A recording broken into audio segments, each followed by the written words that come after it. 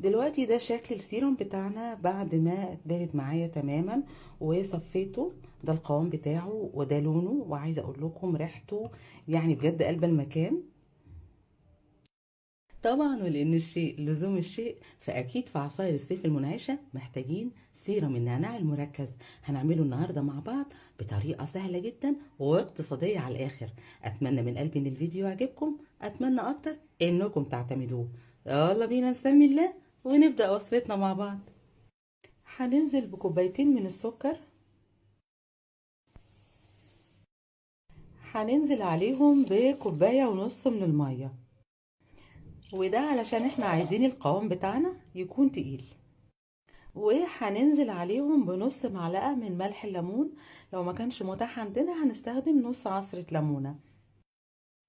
وهنقلب على البارد قبل ما نرفعهم على النار، وعلى النار هنسيبهم يغلوا لمدة 10 دقايق.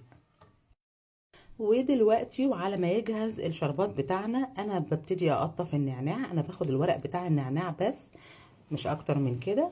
طبعا بكون غسلاه كويس جدا، وبحاول انشفه على قد ما اقدر، يعني ما يكونش فيه ميه باقيه في الاوراق بتاعتي.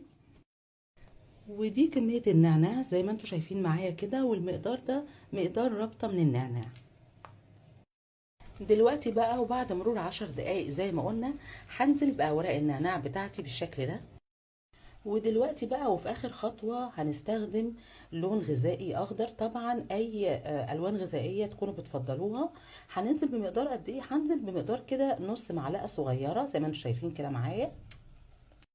ودلوقتي هنسيبها حوالي دقيقتين ونرفعها من على النار.